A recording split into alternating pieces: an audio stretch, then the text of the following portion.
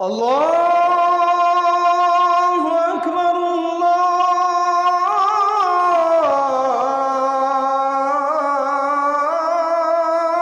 আকবার। অদৃশ্য বিশ্বাস।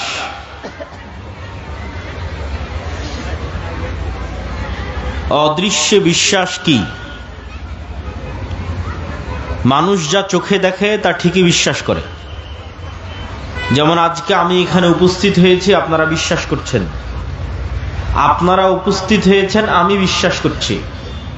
কিন্তু আজকে এখানে যে আমাদের সাথে ফেরেশতারাও উপস্থিত আছে, এইটা বিশ্বাস করাই হচ্ছে ঈমান বিল গায়ব। যে এখানে আজকে শুধু মানুষ বসে নাই, আজকে এখানে শুধু আব্দুল্লাহ বিন আব্দুর রাজ্জাক উপস্থিত হয়নি, এখানে আল্লাহ সুবহানাহু ওয়া তাআলার হাজারো লাখো বেহিসাব ফেরেশতাও উপস্থিত হয়েছে। এই যে অদেখা, না দেখা, অদৃশ্য বিষয়ের প্রতি বিশ্বাসের নামই হচ্ছে ঈমান বিল গায়ব।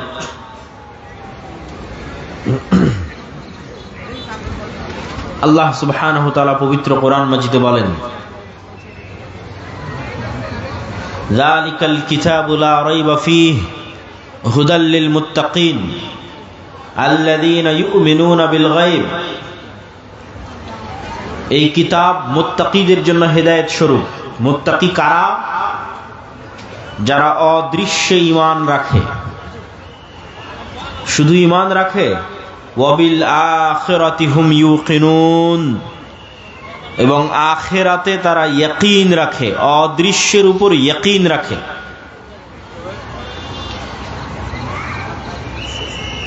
আপনি জানেন যে আগুন পুড়িয়ে দেয়, কিন্তু আপনি যখন নিজেই আগুনে জ্বলে যাবেন, যেমন মাইলস্টোনের বিমান দুর্ঘটনায় আগুনে জ্বলে গেল, তো যারা আগুনে জ্বলে গেছে আর ইয়াকিন হাসিল হয়েছে, আগুন যে জ্বালিয়ে দেয় এই মর্মে তার ইয়াকিন অর্জিত হয়েছে।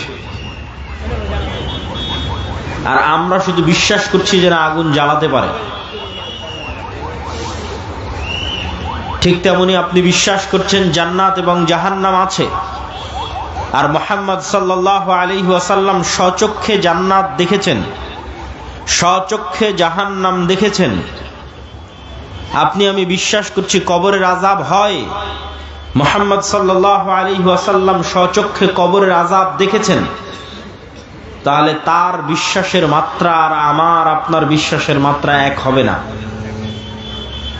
আমরা বিশ্বাস করি আল্লাহ মৃতকে পুনরায় জীবিত করতে পারে, আর ঈসা আলাইহিস সালাতু ওয়াস সালাম নিজেই মৃতকে জীবিত করতেন। এটাই ছিল আল্লাহর পক্ষ থেকে দেওয়া তার মুজিজা। এক খণ্ড কাদামাটি হাতে নিয়ে বিসমিল্লাহ বিইজনিল্লাহ বলে ফু দিলে ওই একদম মৃত কাদামাটি জীবন্ত পাখি হয়ে আকাশে উড়ে যেত। তাহলে আমার এবং আপনার বিশ্বাস মৃতকে জীবিত করা সম্ভব, আর ঈসা আলাইহিস সালাতু ওয়াস সালাম বাস্তবে দেখছেন যে মৃতকে জীবিত করা সম্ভব। এই দুই ঈমানের মধ্যে পার্থক্য আছে। কিন্তু আল্লাহ সুবহানাহু ওয়া তাআলা আমাদের কাছে এটাই চান যে আমাদের বিশ্বাস ওই লেভেলের হোক যেটা ইয়াকিনের লেভেলে।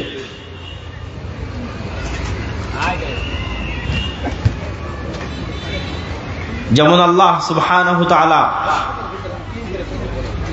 সূরা তাকাসুরের মধ্যে বারবার বলেছেন, কাল্লা লাউ তা'লামুনা ইলমাল ইয়াকিন, যে অবশ্যই তোমাদের ইয়াকিন অর্জিত হবে। লা তারাবুন্নাল জাহিম, অবশ্যই তোমরা নিজ চোখে জাহান্নাম দেখবে। আজ শুধু তোমাদের বিশ্বাস আছে, আর একদিন নিজে চোখে স্বচক্ষে দেখবে। আমরা বিশ্বাস করি মানুষ মারা যাবে, যেদিন নিজেই মারা যাবেন সেই দিন ইয়াকিন অর্জিত হবে। হাক্কাল ইয়াকিন, ইলমাল ইয়াকিন, যে মৃত্যু সত্য, কবর সত্য, পরকাল সত্য, জান্নাত সত্য, জাহান্নাম সত্য, ফেরেশতা সত্য। এই অদৃশ্যের বিষয়ের উপর যত সর্বোচ্চ লেভেলের ঈমান অর্জিত হবে, যত সর্বোচ্চ লেভেলের ইয়াকিন অর্জিত হবে, আপনার আমলে, আখলাকে, চিন্তায়, চেতনায় তত পরিবর্তন সাধিত হবে। এটাই ইসলামের ভিত্তি। এই ঈমান বিল গায়বে ইয়াকিন না থাকার কারণেই আজকে মুসলমানরা ইসলামের বাহ্যিক বিষয়গুলোর উপর তো ঠিকই আমল করছে, কিন্তু হৃদয়ে ঈমান প্রবেশ না করার কারণে তারা মুনাফিক অবস্থায় জীবন যাপন করছে। লাম্মা ইয়াদখুলুল ঈমানু ফি কুলুবিহিম, মুখে বলেছে আশহাদু আল্লা ইলাহা ইল্লাল্লাহ ওয়া আশহাদু আন্না মুহাম্মাদার রাসূলুল্লাহ, বাহ্যিকভাবে সালাত আদায় করেছে, বাহ্যিকভাবে সিয়াম পালন করেছে, বাহ্যিকভাবে হজ এবং উমরা পালন করেছে, কিন্তু লাম্মা ইয়াদখুলুল ঈমানু ফি কুলুবিহিম, কিন্তু এই যে ঈমান বিল গায়ব এখনো তাদের অন্তরে পরিপূর্ণরূপে প্রবেশ করেনি। পরিপূর্ণরূপে প্রবেশ না করার কারণে কত এসিল্যান্ড, ওসি, ডিসি, এসপি, মন্ত্রী, মিনিস্টার বেহিসাব যারা 5 ওয়াক্ত সালাত আদায় করে, শত শতবার উমরা আদায় করে, এরকম বিভিন্ন ইসলামী সম্মেলনের প্রধান অতিথি, বিশেষ অতিথি, মসজিদ মাদ্রাসার কমিটির মেম্বার, এমন কোন দিনই কাজ নাই যে দিনই কাজের সাথে সে জড়িত নয়। কিন্তু যখন ওই সাব রেজিস্ট্রার তার অফিসে গিয়ে বসে, ওই ওমরাকারী সাব রেজিস্ট্রার, নামাজি সাব রেজিস্ট্রার যখন অফিসে বসে, তখন সে ঘুষ নেয় এবং সেই ঘুষের টাকা দিয়ে সে উমরা করে। এটাই হচ্ছে লাম্মা ইয়াদখুলুল ঈমানু ফি কুলুবিহিম, এটা হচ্ছে মুনাফিক। বাহ্যিকভাবে ইসলাম পালন করছে কিন্তু হৃদয়ে ঈমান ঢোকেনি।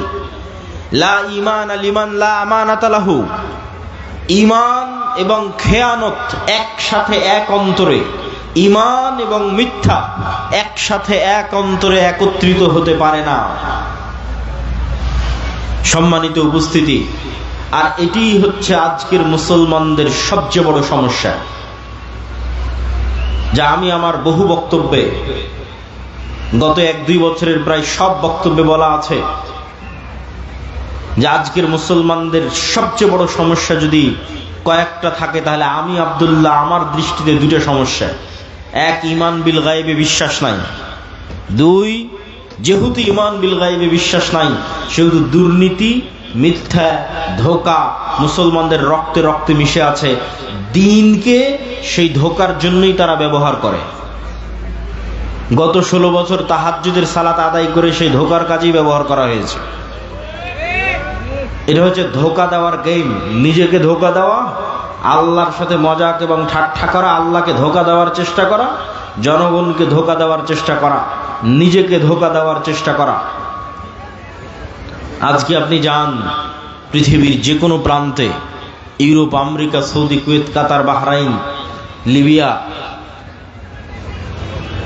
মুসলমানেরা যত বেশি পরিমাণে মিথ্যা ডকুমেন্ট দিয়ে, মিথ্যা কথা বলে, মিথ্যা দালালি করে যত বেশি পরিমাণে বিভিন্ন জায়গায় যুক্ত আছে, আমার জানা নাই পৃথিবীর আর কোনো দ্বিতীয় জাতি এত বেশি পরিমাণে মিথ্যার আশ্রয় নিয়ে, এত বেশি পরিমাণে দুর্নীতির আশ্রয় নিয়ে, এত বেশি পরিমাণে ধোঁকার আশ্রয় নিয়ে পৃথিবীতে কাজ করছে, আমার জানা নাই। আর এটি হচ্ছে মুসলমানদের গোলামির সবচেয়ে বড় কারণ। কেননা এই স্বভাবটাই গোলামির স্বভাব, এবং এই সেম স্বভাব বানু ইসরাইলের মধ্যে ছিল। বানু ইসরাইলেরা নবীর সন্তান, ইসহাক, ইব্রাহিম, ইয়াকুবের সন্তান, ইউসুফের ভাই, 11 ভাই এবং ইউসুফ আলাইহিস সালাতু ওয়াস সালাম তাদের সন্তান, বেনিয়ামিনের সন্তান। কিন্তু নবীদের সন্তান হওয়ার পরেও তারা ধোঁকা, মিথ্যা, দুর্নীতিতে পারদর্শী ছিল এবং এটি তাদের রক্ত মাংসের সাথে মিশে গেছিল। আল্লাহ বললেন, দাউদের তেলাওয়াত শুনে মাছ শনিবারের দিন দাউদের জাবুরের তেলাওয়াত শুনে নদীর ধারে চলে আসে, তোমরা শনিবারের দিনে মাছগুলোকে ধরিও না। এই সমস্ত ধোঁকাবাজ, দুর্নীতিগ্রস্ত, মিথ্যুক মুনাফিকরা কি করলো? শনিবারের দিনে এই মাছগুলোকে বেড়া দিয়ে, বানা দিয়ে ঘিরে রাখলো, ধরলো না। শনিবার পার হওয়ার পর রবিবারের দিন ওই মাছগুলোকে ধরলো। কি পরিমাণ চালাকি, কি পরিমাণ 2 নাম্বারি, কি পরিমাণ ধূর্তামি! তাদের এই চালাকি, দুর্নীতি, ধূর্তামি, মিথ্যা দিয়ে পবিত্র কোরআন আল্লাহ সুবহানাহু ওয়া তাআলা বনী ইসরাইলের এই ঘটনাগুলো দিয়ে পরিপূর্ণ করে রেখেছে। এই সেম সিচুয়েশন, সেম অবস্থা আজকের মুসলমানদের। আজকের মুসলমানদের এই হৃদয় বিদারক করুণ দৃশ্য আরো বাস্তব হয়ে ফুটে ওঠে যদি আপনি ফিলিস্তিনের মুসলমানদের অবস্থা দেখেন। ফিলিস্তিনে যারা ত্রাণের কাজ করতে গেছে তারা এই বিষয়ে খুব সম্যক অবগত যে মিশরে 1 কেজি আটার দাম কত, মিশরে 1 কেজি চিনির দাম কত, মিশরে একটা ছাগলের দাম কত, 1 কেজি দুম্বার গোস্তের দাম কত। ওই সেম জিনিসটা যখন মিশর থেকে গাজায় ঢুকতেছে তখন গাজায় সেটির দাম হয়ে যাচ্ছে 10 গুণ, 15 গুণ, 20 গুণ, 50 গুণ পর্যন্ত। এই যে দাম বাড়ানোর যে সিন্ডিকেট, এই সিন্ডিকেটের সাথে পৃথিবীর কোনো ইহুদি জড়িত নাই, এই সিন্ডিকেটের সাথে ইসরায়েল জড়িত নাই। মুসলমানদের পাঠানো ত্রাণের টাকার উপর যে সিন্ডিকেট গড়ে উঠেছে, এই সিন্ডিকেট মুসলমানেরাই তৈরি করেছে। এটা সত্য। তারা নিজের ভাইয়ের রক্তের উপর বিজনেস করতেছে। সম্মানিত উপস্থিতি, এই অবস্থা সারা বিশ্বের মুসলমানদের, যে মুসলমানদের মধ্যে নেতৃত্বের প্রকৃত গুণটা নাই। আর এই নেতৃত্বের প্রকৃত গুণ যেন তৈরি না হয়, এই জন্য 2টা কালচার মুসলমানদের মধ্যে কন্টিনিউ রাখা আছে, যাতে মুসলমানেরা প্রকৃত নেতা হিসেবে কোনোদিন তাদের জন্ম না হতে পারে। প্রকৃত নেতা, নাম কাস্তে নেতা বলিনি। প্রকৃত নেতার জন্মগত গুণ, সে বলবে সত্য, করবে ন্যায়। যেই সত্যবাদী, ন্যায়পরায়ণ, সেই নেতা। পৃথিবীতে যেখানে যেখানে যে অবস্থায় আছে, সে বাই ডিফল্ট জন্মগত আল্লাহর বাছাইকৃত নেতা। সত্যবাদী এবং ন্যায়পরায়ণ যদি হয়, আমানতদার যদি হয়। পৃথিবীর কোন নবী রাসূল মিথ্যুক অবস্থায়, দুর্নীতিবাজ, ধোঁকাগ্রস্ত অবস্থায় প্রেরিত হননি। জন্মগত সত্যবাদী, আমানতদার অবস্থায় প্রেরিত হয়েছেন। তাওহীদের দাওয়াত দিয়েছেন ওহী পাওয়ার পরে, কিন্তু জন্মগত এই গুণে তারা গুণান্বিত ছিলেন। কেন? এটা নেতার গুণ। তো মুসলমানদের মধ্যে যেন এই নেতৃত্বের গুণ তৈরি না হতে পারে, এই জন্য ডেমোক্রেটিক কালচার, গণতন্ত্রের কালচার মুসলমানদের মধ্যে দেওয়া আছে। কেন? গণতন্ত্র এমন এক কালচার যে এখানে এক দলের নেতা আর এক দলের নেতার বিরুদ্ধে মিথ্যে তো বলবেই। নিজ দলের একই আসনের মনোনয়ন প্রার্থী 1 জন, 5 জন, 10 জন নেতাও একই দলের নিজের আসনের প্রতিদ্বন্দ্বী মনোনয়ন প্রার্থীর বিরুদ্ধে মিথ্যা বলবে। কেন? মিথ্যা না বললে টিকতে পারবে না, চলতে পারবে না। গীবত, পরহিংসা না করলে টিকতে এবং চলতে পারবে না। তাহলে যে একবার মিথ্যা বলে ফেললো, যে মিথ্যার কালচারে একবার নিজেকে জড়িয়ে ফেললো, তার দ্বারা কোনোদিন প্রকৃত নেতৃত্ব হবে না। এই নেতা যদি প্রধানমন্ত্রীও হয়ে যায়, এই নেতা যদি রাষ্ট্রপতিও হয়ে যায়, এই নেতা যদি এমপিও হয়, এই নেতা যদি মন্ত্রীও হয়, তাহলে যে নিজের দলের মনোনয়ন প্রার্থীর বিষয়ে অন্য দলের নেতার বিষয়ে মিথ্যা বলেছে, দুর্নীতি করেছে, ধোঁকা দিয়েছে, তাকে ভারত আর আমেরিকা টাকা দিয়ে কিনতে পারবে না? বলেন, পারবে? ও তো দুর্নীতিগ্রস্ত, তো মিথ্যার উপর প্রতিষ্ঠিত হয়েছে, তার তো মেরুদণ্ড সোজা নয়। ফলতে ডেমোক্রেটিক কালচারের মধ্যে যে নেতাই আসবে, সেই নেতাই পশ্চিমাদের পা চাটবে, না হয় পাশের দাদাবাবুদের পা চাটবে, টাকার কাছে বিক্রি হয়ে যাবে। আর একটা কালচার মুসলমানদের মধ্যে রাখা আছে, সেটা হচ্ছে সুদের কালচার। এই সুদের কালচার মিথ্যা তৈরি করে। রাসূলুল্লাহ সাল্লাল্লাহু আলাইহি ওয়াসাল্লাম বলছেন, আল্লাহুম্মা ইন্নী আউযু বিকা মিনাল মা'সামি ওয়াল মাগরাম। আল্লাহ পাপ থেকে বাঁচতে চাই, গুনাহ থেকে বাঁচতে চাই এবং ঋণ থেকে বাঁচতে চাই। আল্লাহর নবীকে সাহাবীরা জিজ্ঞেস করছেন, আল্লাহর নবী, আপনি কেন এত ঋণ থেকে বাঁচতে চান? আল্লাহুম্মা ইন্নী আউযু বিকা মিনাল হাম্মি ওয়াল হুজনি। এই দোয়ার মধ্যে রাসূলুল্লাহ সাল্লাল্লাহু আলাইহি ওয়াসাল্লাম বলেছেন, ওয়া যাল'ইদ দাইনি ওয়া গালাবাতির রিজাল। হে আল্লাহ, ঋণের বোঝা থেকে বাঁচতে চাই। আল্লাহর নবীকে সাহাবীরা জিজ্ঞেস করলেন, আপনার প্রত্যেক দোয়ায় ঋণ থেকে বাঁচতে চাওয়ার দোয়া কেন থাকে? রাসূলুল্লাহ সাল্লাল্লাহু আলাইহি ওয়াসাল্লাম উত্তরে বললেন, মানুষ যখন লোন নেওয়া শুরু করে তখন সে মিথ্যা বলাও শুরু করে। আজকে উপস্থিত অসংখ্য মা বোন আছে, যে সমস্ত মা বোন কিস্তির সাথে জড়িত আছে তারা হলফ করে বলেন, বুকে হাত দিয়ে বলেন, কতজন শতভাগ সত্যবাদী? কি আপনারা বুঝতে পারছেন না কথা? কিস্তি থেকে যে একবার টাকা নিয়েছে তার পক্ষে কি সত্যের উপর অটল থাকা সম্ভব? সম্ভব নয়। তাকে মিথ্যার আশ্রয় নিতেই হবে। আর এইভাবে যখন একটা প্রজন্ম মিথ্যুক তৈরি হয়ে যায়, একদল মা মিথ্যুক তৈরি হয়ে যায়, মিথ্যার আশ্রয় নেয়, তখন এই সমস্ত মায়ের পেট থেকে, এই সমস্ত সমাজ থেকে ওমর ইবনুল খাত্তাব, তারেক বিন জিয়াদ, সালাহুদ্দিন আইয়ুবীর জন্ম অসম্ভব, ইম্পসিবল। শুধু গোলামি জন্ম নিবে, গোলামি তৈরি হবে। যারা মিথ্যার আশ্রয় নিয়ে নিজে বিক্রি হয়ে যাবে, দেশকে বিক্রি করে দিবে। সম্মানিত উপস্থিতি, মুসলমানদের মধ্যে দুইটা কালচার টিকিয়ে রাখা আছে, একটা ডেমোক্রেটিক কালচার, গণতন্ত্রের কালচার, আর একটা সুদের কালচার। সব মুসলমানকে যদি সুদের সাথে জড়িয়ে ফেলা যায় তাহলে সব মুসলমানকে মিথ্যুক বানানো যাবে। এমনিতেই 190 বছর ব্রিটিশদের গোলামি করার কারণে এমনিতেই মুসলমানেরা দুর্নীতিগ্রস্ত। এমনিতেই ইউরোপীয় উপনিবেশ যেখানে যেখানে প্রতিষ্ঠিত হয়েছে সেখানে সেখানে মুসলমানদের মিথ্যা, দুর্নীতি, ধোঁকার কালচার বৃদ্ধি পেয়েছে। যেখানে আমাদের শাসন যত মজবুত, যত নিকৃষ্ট, যত জঘন্য ছিল, ওখানে মিথ্যা, ধোঁকার কালচার তত বেশি। এই জন্য ভারত, পাকিস্তান, বাংলাদেশের মুসলমানেরা যত মিথ্যা বলে, তার চেয়ে তুলনামূলক রোহিঙ্গা মুসলমানেরা, তার চেয়ে তুলনামূলক আফ্রিকার মুসলমানেরা বেশি মিথ্যা বলবে, বেশি দুর্নীতি করবে, বেশি ধোঁকা দিবে। কেননা তাদের গোলামি আরো শক্ত, আরো মজবুত, আরো কঠিন। ফলত গোলাম অবস্থায় জীবন যাপন করতে করতে মিথ্যা বলা শিখতে হয়েছে। একটা টাকার জন্য, একটা রুটির জন্য দুর্নীতি করা শিখতে হয়েছে। সেই কালচার, সেই স্বভাব রক্ত থেকে যায়নি। ফলত নেতার জন্ম হওয়া সম্ভব নয়, নেতৃত্বের জন্ম হওয়া সম্ভব নয়, জাতির মুক্তি সম্ভব নয়। জাতির মুক্তি তখনই সম্ভব যখন প্রকৃত নেতার জন্ম নিবে, যেই নেতার মেরুদণ্ড হবে সোজা। আর তখনই মেরুদণ্ড সোজা হবে যখন জীবনে কোনোদিন মিথ্যায়, অন্যায় এবং দুর্নীতির আশ্রয় নেয়নি। তখন ওর হৃদয়ে প্রকৃত ঈমান ঢুকেছে। এই নাম কস্তে ঈমান নয়, লোক দেখানো সালাত নয়, লোক দেখানো ওমরা নয়, লোক দেখানো মুখের দাড়ি নয়। প্রকৃত ঈমানের ভিত্তি হচ্ছে যখন সে সত্যবাদী, আল্লাহর সাথে সত্যবাদী, জনগণের সাথে সত্যবাদী, আল্লাহর সাথে ন্যায়পরায়ণ, জনগণের সাথে ন্যায়পরায়ণ, আল্লাহর সাথে আমানতদার, জনগণের সাথে আমানতদার। সম্মানিত উপস্থিতি, আমাদের আজকের বক্তব্যের বিষয় ঈমান বিল গায়েব। কেন আজকের মুসলমানেরা,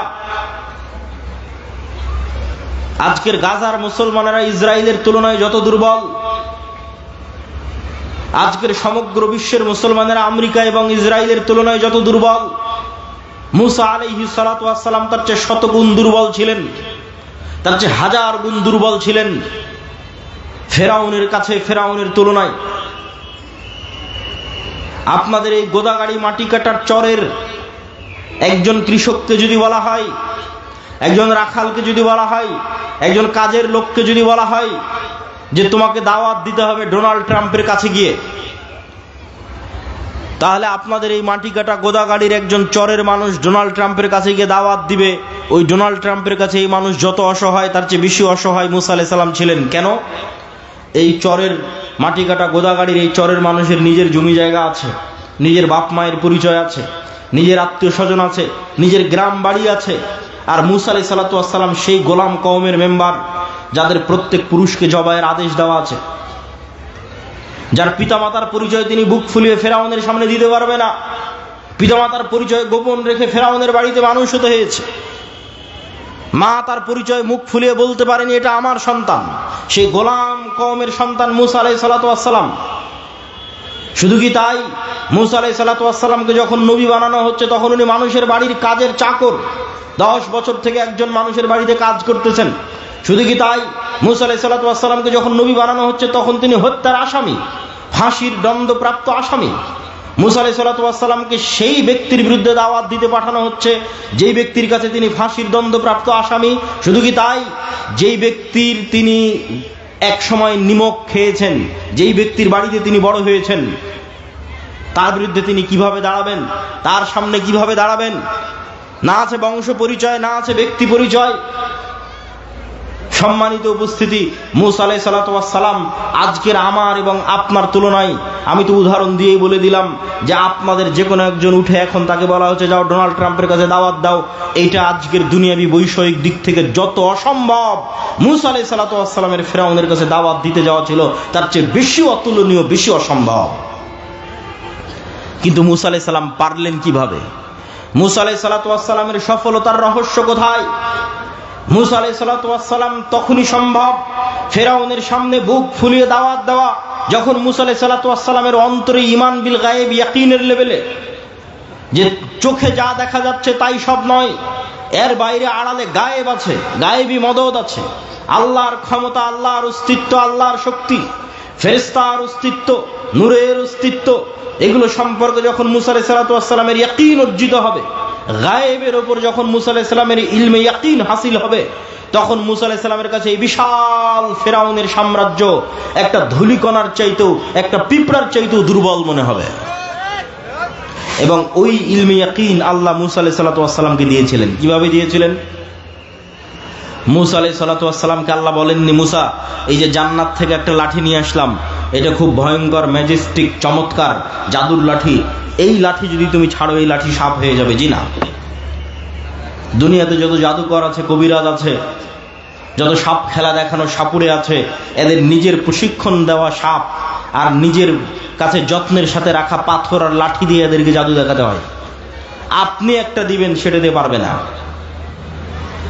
তো মূসা আলাইহিস সালাতু ওয়াস সালামকে আল্লাহ সুবহানাহু ওয়া তাআলা এটা বলেননি এই যে জান্নাত থেকে লাঠি নিয়ে এসে দিলাম এটা এখন সাপ হবে, আসমান থেকে এক বিশাল স্বর্ণের লাঠি নিয়ে এসে দিলাম এটা সাপ হবে। জি না, মূসা তুমি যেই লাঠি নিজে ব্যবহার করছো, সাধারণ একটা গাছের 10 বছর 15 বছর 20 বছর আগে যেই লাঠি কেটে তুমি কাড়াল বানিয়েছো, রাস্তা অতিক্রম করো, গর্ত অতিক্রম করো, আউড় এবং ধান শুকাও, সেই লাঠি, যে লাঠি তুমি ব্যবহার করছো, আমি যদি 5-10 বছর থেকে এই ফোন ব্যবহার করি, 15 বছর থেকে এই বই ব্যবহার করি, আমার হাতে থাকে, তাহলে এই বই, আমার হাতে থাকা বই আজকে নতুন করে এসে কেউ দিচ্ছে না, এই নাও জান্নাত থেকে একটা বই দিলাম, এই বই এখন সাপ হয়ে যাবে। জি না, তুমি যেটা ব্যবহার করতেছো র্যান্ডমলি যেই লাঠি, সেই লাঠি আমি তোমার চোখের সামনে সাপ বানিয়ে দেবো। বলেন আল্লাহু আকবার।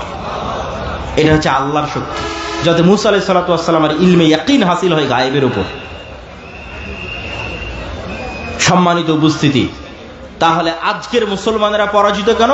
ইলমে গায়েবে ইয়াকিন নাই। মূসা আলাইহিস সালাম বিজয়ী কেন? ইলমে গায়েবে ইয়াকিন ছিল। মুহাম্মদ সাল্লাল্লাহু আলাইহি ওয়াসাল্লাম থেকে শুরু করে, আবু বকর, ওমর, উসমান, আলী থেকে শুরু করে, আমর ইবনে আল-আস, খালিদ ইবনে ওয়ালিদ থেকে শুরু করে, উমাইয়া খেলাফত, আব্বাসী খেলাফত থেকে শুরু করে সালাহুদ্দিন আইয়ুবী হয়ে মুহাম্মদ আল ফাতিহের তুরস্ক বিজয় পর্যন্ত এমন কোন যুদ্ধে মুসলমানেরা বিজয় অর্জন করেনি যেই যুদ্ধে মুসলমানেরা শক্তিশালী ছিল। এমন একটা যুদ্ধ ইতিহাসের পাতা থেকে দেখানো যাবে না যেই যুদ্ধে মুসলমানেরা শক্তিশালী অবস্থায় বিজয়ী হয়েছে। সুলতান সালাহুদ্দিন আইয়ুবী যখন জেরুজালেমের মসজিদ আকসা বিজয় করে, তখন সুলতান সালাহুদ্দিন আইয়ুবীর চাইতে ইউরোপীয় ক্রুসেডাররা শতগুণে বেশি শক্তিশালী ছিল। সুলতান মুহাম্মদ আল ফাতিহ যখন তুরস্কের ইস্তাম্বুল বিজয় করে, তখন তুরস্কের রাজা বাদশারা, ইউরোপের রাজা বাদশারা সুলতান মুহাম্মদ আল ফাতিহের চাইতে বেশি শক্তিশালী ছিল। জহিরউদ্দিন বেরবাস যখন মিশরের মাটিতে হালাকু খা চেঙ্গিস খাকে পরাজিত করে, তখন এই পুরো বিশ্বে হালাকু খা চেঙ্গিস খানের চাইতে শক্তিশালী আর কেউ ছিল না। আব্বাসীয় খেলাফতের রাজধানী বাগদাদকে মাটির নিচে পিষে দিয়ে হালাকু খা চেঙ্গিস খা মিশর দখল করতে গেছে। পুরো পৃথিবীতে তাদের মোকাবেলা করবে এরকম কোনো শক্তি ছিল না। মুহাম্মদ সাল্লাল্লাহু আলাইহি ওয়াসাল্লাম যখন বদরে অবতীর্ণ হয়েছে, উহুদে অবতীর্ণ হয়েছে, খন্দকে অবতীর্ণ হয়েছে, তখন মুহাম্মদ সাল্লাল্লাহু আলাইহি ওয়াসাল্লামের চেয়ে মক্কার কাফের, কুরাইশ, মুশরিকরা কয়েক শতগুণ বেশি শক্তিশালী ছিল দুনিয়াবি অস্ত্রপাতি এবং সাজ সরঞ্জামের দিক থেকে। দাউদ আলাইহিস সালাতু ওয়াস সালামকে যেই দিন আল্লাহ জেরুজালেম বিজয়ের তৌফিক দিয়েছেন, সেই দিন দাউদ আলাইহিস সালাতু ওয়াস সালামের সাথে মাত্র 313 জন ছিল। সম্মানিত উপস্থিতি, তাহলে বিজয় শক্তি দিয়ে নয়, বিজয় ক্ষমতা দিয়ে নয়, বিজয় অর্জিত হয় গায়েবী মদদে।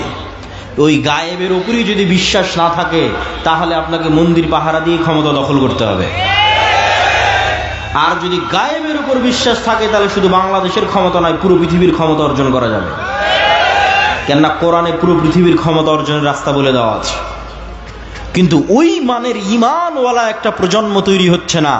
ওই মানের সততা, ন্যায়পরায়ণতার গুণে গুণান্বিত হবে এরকম একটা প্রজন্ম তৈরি হচ্ছে না, যে প্রজন্মের জন্য এই বিজয় অপেক্ষা করছে। সেই প্রজন্ম তো আসতে হবে যাদেরকে আল্লাহ সুবহানাহু ওয়া তাআলা বিজয়ের জন্য মনোনীত করেছে। সেই প্রজন্ম তো তৈরি হতে হবে যাদের হাতে আল্লাহ সুবহানাহু ওয়া তাআলা বিজয় লিখে রেখেছে। সম্মানিত উপস্থিতি, আজকে আমরা ঈমান বিল গায়বের একটা অংশের উপর আলোচনা করব, আল ঈমান বিল মালাইকা, ফেরেশতাদের উপর ঈমান। ফেরেশতাদের অস্তিত্ব, ফেরেশতাদের ক্ষমতা, ফেরেশতাদের উপস্থিতি, ফেরেশতাদের কাজ। আজকে আমরা এবং আপনারা এখানে উপস্থিত আছি, এটা যতটুকু সত্য তার চেয়ে বেশি সত্য ফেরেশতাদের অস্তিত্ব। এটার মতো নয়, এটার চেয়ে বেশি। আপনি যদি আপনার পিতামাতার সন্তান হন, তাহলে আপনার পিতামাতার অস্তিত্ব আপনার কাছে যত সত্য, আর আপনার পিতামাতার কাছে আপনি সন্তান হিসেবে সন্তানের অস্তিত্ব যত সত্য, তার চেয়ে বেশি সত্য আপনার সাথে আপনার পিতামাতার সাথে ফেরেশতা আছে। এটা বেশি সত্য। কেন বেশি সত্য? এটাকে আমি এমনি বানিয়ে বলছি জি না।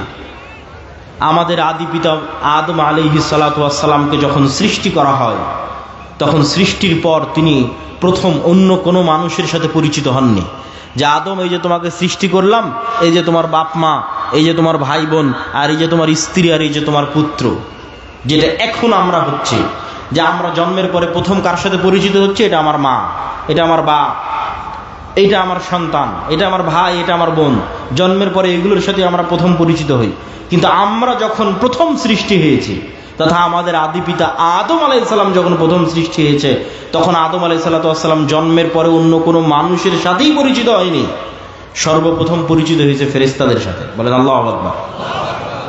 তাহলে আপনার বাপ মায়ের অস্তিত্বের আগে ফেরেশতার অস্তিত্ব না আগে বাপ মায়ের অস্তিত্ব? ফেরেশতার অস্তিত্ব। আপনি যখন প্রথম সৃষ্টি হয়েছেন তখন প্রথম পরিচিত হয়েছেন ফেরেশতার সাথে। ওয়াইদ কুলনা লিল মালাইকাতি ইসজুদু লিআদম ফাসাজাদু ইল্লা ইবলিস আবা ওয়াস্তাকবারা। ওয়াইদ ক্বালা রাব্বুকা লিল মালাইকাতি ইন্নী জাইলুন ফিল আরদি খলিফা ক্বালু আতাজআলু ফীহা মান ইউফসিদু ফীহা ওয়া ইয়াসফিকুদ দিমা। আল্লাহ ফেরেশতাদের ডাক দিয়ে বললেন, কোরআনে আল্লাহ বলছেন, মানুষ সৃষ্টির ঘটনা শুরুই ফেরেশতা দিয়ে।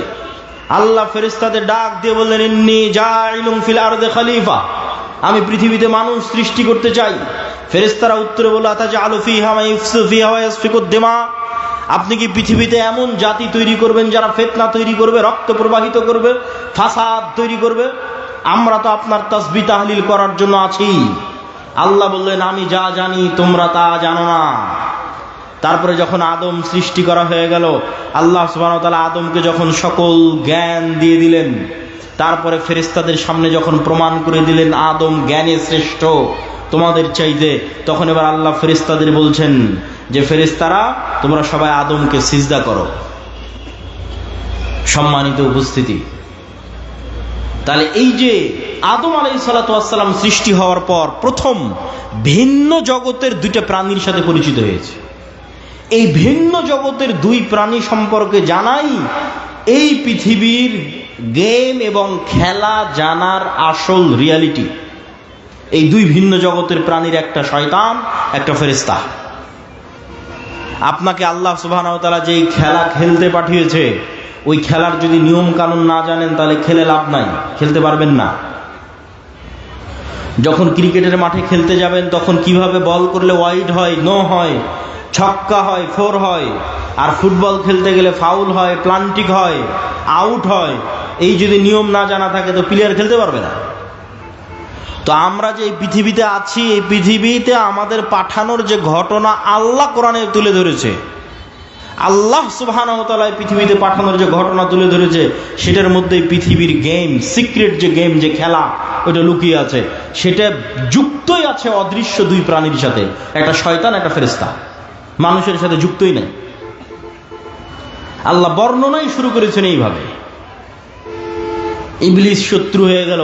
আল্লাহ সুবহানাহু ওয়া তাআলা কুলনা বিতু বা'দুকুম লিবা'দ আদু, আল্লাহ সুবহানাহু ওয়া তাআলা বলেন, আজকে তোমরা নেমে যাও, আসমান থেকে নেমে যাও, জান্নাত থেকে নেমে যাও। আজ থেকে তোমরা একজন আর একজনের শত্রু। ফাইম্মা ইয়াতিয়ান্নাকুম মিন্নি হুদান ফামান তাবিআ হুদায়া ফালা খাউফুন আলাইহিম ওয়ালা হুম ইয়াহজানুন। তোমরা একজন আর একজনের শত্রু, তবে আমার পক্ষ থেকে হেদায়েত আসবে, হেদায়েতের নূর আসবে।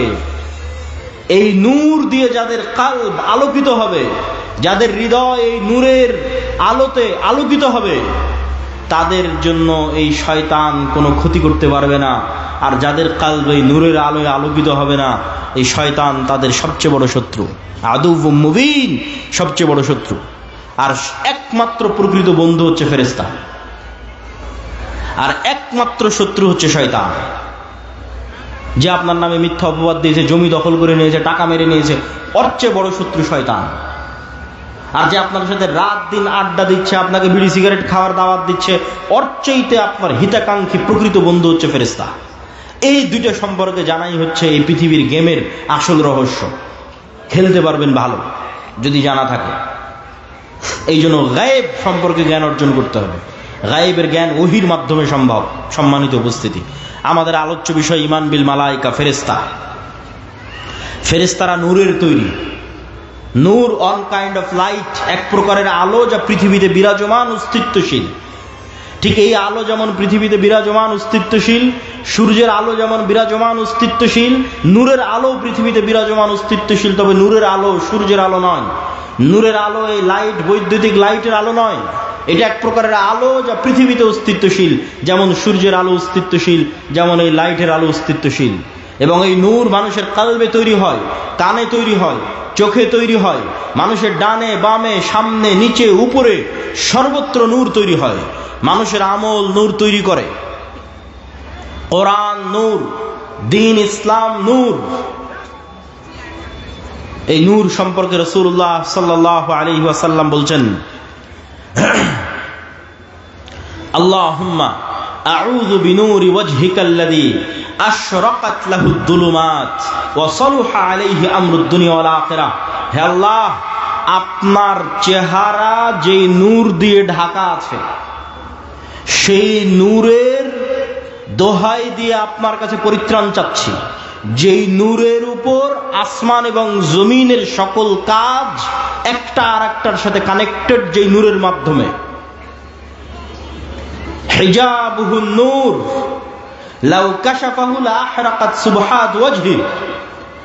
আল্লাহর চেহারার পর্দা হচ্ছে নূর। আল্লাহ এবং সৃষ্টিজীব, আল্লাহ এবং আসমান জমিন, এই দুইটার মধ্যে আর হিসেবে, পার্থক্যকারী হিসেবে সারা আসমান এবং জমিনে বিরাজমান আছে নূর। এটাই গায়েব। যদি এই নূরের পর্দা সরিয়ে নেওয়া হতো, লাউ কাশাফাহু লাহরাকাত সুবহাত ওয়াজহি, তাহলে আল্লাহর চেহারার তাজাল্লিতে আসমান এবং জমিন জ্বলে পুড়ে ছারখার হয়ে যেত। এই নূর সম্পর্কে রাসূলুল্লাহ সাল্লাল্লাহু আলাইহি ওয়াসাল্লাম বলেন, আল্লাহুম্মা জাআল ফি কলবি নূরা। হে আল্লাহ, আমার হৃদয়ে নূর তৈরি করে দেন। ওয়া ফি সামঈ নূরা, আমার কানে নূর তৈরি করে দেন। ওয়া ফি বাসরি নূরা, আমার চোখে নূর তৈরি করে দেন। আমার সামনে পিছনে ডানে বামে সর্বত্র নূর তৈরি করে দেন। তাহলে নূর এমন একটা অস্তিত্বশীল বিষয় যা তৈরি হতে পারে। আপনার চোখের পাওয়ার যেমন ধরা পড়ে, বাস্তবে তো ধরা পড়ে না। বাস্তবে তো দেখলে চোখ ঠিকই আছে, কিন্তু মেশিনে দেওয়ার পর যখন ধরা পড়ে যে চোখের পাওয়ার কমে গেছে, কাজের বাস্তবায়নে যখন অনুভূতি দেখেন যে না আমি কম দেখতে পাচ্ছি, তো আপনার চোখের পাওয়ারের কম বেশি যেমন সত্য, আপনার চোখে নূর আছে অথবা নাই এটা তার চেয়ে বেশি সত্য। আপনার হার্টবিট যেমন কাঁপতেছে, রক্ত যেমন প্রবাহিত হচ্ছে, এই রক্তের প্রেসার চোখে দেখা যায় না, কিন্তু যখন ঠিকই যন্ত্র ধরা হচ্ছে তখন রক্তের প্রেসার উঠে আসতেছে। শরীরের তাপমাত্রা চোখে দেখা যায় না, কিন্তু যখন ঠিকই থার্মোমিটার ধরা হচ্ছে তখন উঠে আসতেছে। এই থার্মোমিটারে শরীরের তাপমাত্রা যত সত্য, এই রক্তের প্রেসার যত সত্য, এই হার্টবিট যত সত্য, এই হার্টের মধ্যে নূর তৈরি হয় তার চেয়ে বেশি সত্য। সম্মানিত উপস্থিতি, আমি বলিনি, রাসূলুল্লাহ সাল্লাল্লাহু আলাইহি ওয়াসাল্লামের হাদিসের অনুবাদ করছি। এটাই গায়েব। এই গায়েব সম্পর্কে যত জ্ঞান অর্জন করবেন তত আপনার জন্য পৃথিবীতে চলা সহজ হয়ে যাবে। আজকে এখানে আব্দুর রাজ্জাক বিন ইউসুফ, আব্দুল্লাহ বিন আব্দুর রাজ্জাক আসবে, এটা শোনার পর যারা এখানে উপস্থিত হয়েছেন তাদের অন্তরে বিন্দু মাত্র হলেও নূর আছে, এই জন্য এখানে উপস্থিত হতে পেরেছে। আর যারা শোনার পরও কোনো কাজ না থাকার পরও, জরুরি প্রয়োজন না থাকার পরও আসেননি, খোঁজ নিয়ে দেখেন, বিশেষ করে যদি 3 জুমা পরস্পর মিস দিয়ে থাকে, তাহলে খাতামাল্লাহু আলা কুলুবিহিম, ওর অন্তরে চুল পরিমাণও নূর নাই, ওটা একটা মৃত হৃদয়। এইভাবে আমাদের হৃদয়ে, আমাদের চোখে, আমাদের কানে, ডানে বামে নূর আছে, নূর তৈরি হয়। আল্লাহ সুবহানাহু ওয়া তাআলা কোরআনকে নূর বলছেন। মা কুনতা তাদরি মাল কিতাব ওয়ালাকিন মা কুনতা তাদরি মাল কিতাব ওয়ালাল ঈমান ওয়ালাকিন জাআলনাহু নূরান নাহদি বিহি মান নাশা। হে আল্লাহর নবী, আপনি জানতেন না কিতাব কাকে বলে, আপনি জানতেন না ঈমান কাকে বলে। আমি আল্লাহ এই কোরআনকে নূর বানিয়ে দিয়েছি, যেই নূরের আলোয় আলোকিত হয়ে মানুষ রাস্তা খুঁজে পাবে। যত কোরআন পড়বেন তত নূর তৈরি হবে। দিন নূর। আল্লাহ সুবহানাহু ওয়া তাআলা বলছেন, ইউরিদুনা লিইউতফিউ নূরাল্লাহ ওয়াল্লাহু মুতিম্মু নূরিহি। কাফের এবং মুশরিকেরা চায় আল্লাহর নূরকে ফু দিয়ে নিভিয়ে দিতে, আর আল্লাহ আল্লাহর নূরকে সারা পৃথিবীতে বিজয়ী করবেন, প্রতিষ্ঠিত করবেন। বলেন আল্লাহু আকবার। এই নূর হচ্ছে ইসলাম। ওয়াহী নূর। আল্লাহ সুবহানাহু ওয়া তাআলার পক্ষ থেকে যে ওয়াহী এসেছে, কোরআন ওয়াহী, ইসলাম ওয়াহী, এই ওয়াহী নূর। এই নূরকে আল্লাহ সুবহানাহু ওয়া তাআলা বিজয়ী করেই ছাড়বেন পৃথিবীতে। আল্লাহ নিজে বলছেন পবিত্র কোরআনে। সম্মানিত উপস্থিতি, ঠিক তেমনি আমি যেটা বললাম যে আপনাদের সৎ আমল নূর তৈরি করে, ঠিক যেমন আপনারা মোবাইলের ব্যাটারিতে চার্জ দিয়ে সারাদিন ব্যবহার করলেন, সারা রাত চার্জ দিলেন, সারাদিন ব্যবহার করলেন, ঠিক এই দুনিয়াতে আমলের মাধ্যমে আমরা নূর রিসিভ করি, নূর জমা করি, নূর তৈরি করি। আর এই গায়েবের পর্দা উন্মোচন হওয়া মাত্র তথা মৃত্যু এসে যাওয়া মাত্র, মৃত্যু আসা আর গায়েবের পর্দা উন্মোচিত হওয়া শেষ। তথা মৃত্যু আসার পর থেকে আপনি গায়েবের জগতে চলে গেছেন, যেটা এতদিন বিশ্বাস করতেন সেই জগতে চলে গেছেন। ওই জগতে যাওয়ার পর থেকেই এই দুনিয়াতে করা আমলের প্রভাব দেখতে পাবেন। আপনার আমলের নূর আপনার অন্ধকার কবরকে আলোকিত করবে, আপনার আমলের নূর কিয়ামতের অন্ধকারকে আলোকিত করবে, আপনার আমলের নূর আপনাকে পুলসিরাত অতিক্রম করতে সহযোগিতা করবে। আল্লাহ সুবহানাহু ওয়া তাআলা কোরআন মাজিদে বলছেন, ওয়াল্লাযীনা আমানু মাআহু নূরুহুম ইয়াসআ বাইনা আইদিহিম ওয়া বিআইমানিহিম। যারা ঈমান আনয়ন করেছে তাদের নূর কিয়ামতের মাঠে তাদের ডানে বামে বিচ্ছুরিত হবে।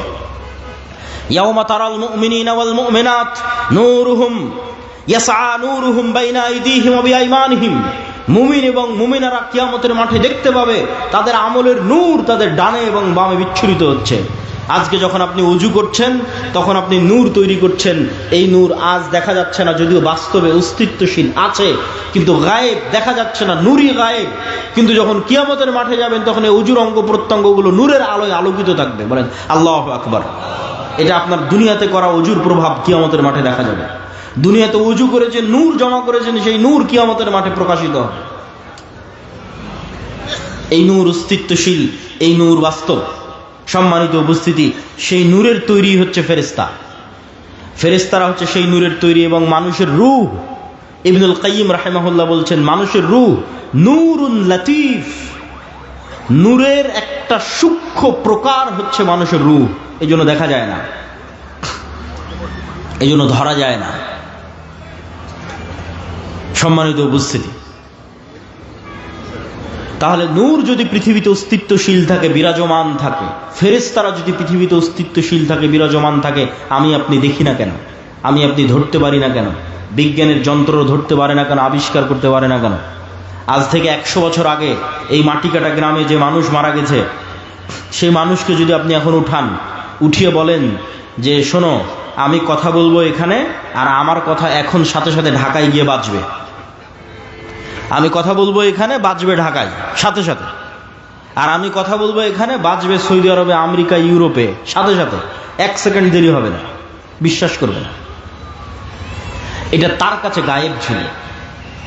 আজ থেকে 100 বছর আগে যারা পৃথিবী থেকে চলে গেছে, এটা তাদের কাছে গায়েব।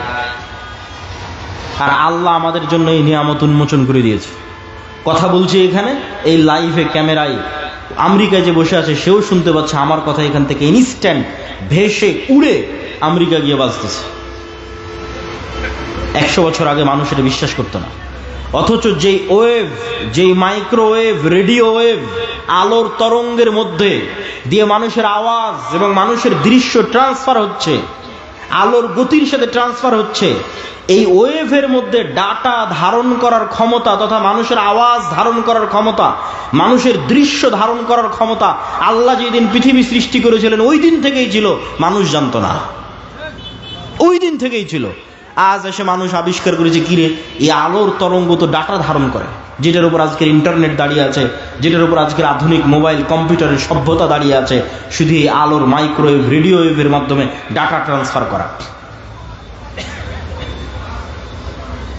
অথচ আমরা কত বোকা দেখেন, সবসময় ফোনে কথা বলতেছি, আমেরিকা, ইউরোপ, লন্ডন সব জায়গায় কথা বলতেছি ফোনে, সাথে সাথে সেখানে আমাদের কথা পৌঁছে যাচ্ছে। অথচ এটা বিশ্বাস করতেছি না যে এই কথা আল্লাহ সাথে সাথে শুনতে পাবেন। আরে মানুষের তৈরি প্রযুক্তির মাধ্যমে আল্লাহর দেওয়া সিস্টেম ব্যবহার করে সাথে সাথে কথা পৌঁছে যাচ্ছে আমেরিকায়, আর মানুষ বিশ্বাস করে না যে তার কথা সাথে সাথে আল্লাহ সুবহানাহু ওয়া তাআলা শুনতে পাচ্ছেন। যদিও আল্লাহ এই সিস্টেমের মুখাপেক্ষী নন, আল্লাহ সুবহানাহু ওয়া তাআলা এগুলো থেকে পবিত্র এবং আরো ঊর্ধ্বে। কিন্তু মানুষ যদি এত দূর পারে তাহলে আল্লাহ কত দূর পারতে পারে? মানুষ যদি এত দূর পারে তাহলে আল্লাহ সুবহানাহু ওয়া তাআলা কত দূর পারতে পারে? মানুষ যদি এত দূর পারে। এটা দিয়ে কি বলছিলাম যে এটাই 100 বছর আগে গায়েব ছিল। তাহলে আপনি দেখতে পান না, আপনি বুঝতে পান না, তার মানে পৃথিবীতে না, এটা মিথ্যা কথা। আজ থেকে 100 বছর আগে একটা মানুষ যদি বলে থাকে কথা এখানে বলবো বাজবে আমেরিকায়, এটা অসম্ভব, তাহলে এটা মিথ্যা কথা। কেন? তার জ্ঞানের স্বল্পতার কারণে সে জানতো না, জ্ঞানের স্বল্পতার কারণে সে বুঝতো না। তাহলে যা জানেন না, যা বুঝেন না, যা দেখেন না, তা বাস্তবে না, এটা মিথ্যা। এবং বর্তমান পৃথিবীতে এমনও উদাহরণ দেওয়া সম্ভব যেই উদাহরণগুলো আপনাকে বুঝতে সহযোগিতা করবে যে না, পৃথিবীতে এখনো এমন কিছু আছে যা মানুষ জানতে পারে না, মানুষের বিজ্ঞানও জানতে পারে না। যেমন কুকুরের ঘ্রাণ শক্তি মানুষের চাইতে 10,000 গুণ বেশি। এখানে যে মাইকগুলো আছে, আমি কোনো সেন্ট এই মাইক থেকে পাচ্ছি না, কোনো সেন্ট নাই। এই প্লাস্টিকের এই যে বোতল, এটার থেকেও কোনো সেন্ট পাচ্ছি না। তা আমি যদি বলি যে এই মাইকের কোনো গন্ধ নাই, এটা মিথ্যা কথা।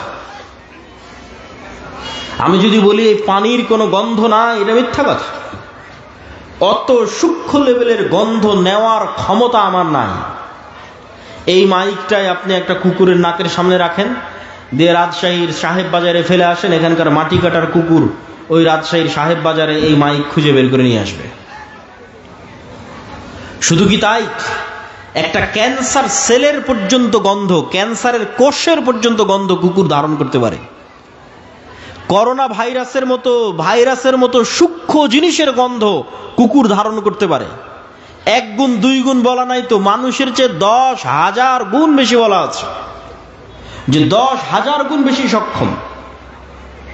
মানুষ এখনো এই লেভেলের কোনো যন্ত্র আবিষ্কার করতে পারেনি, এজন্য মানুষ কুকুরকেই কাজে লাগায়।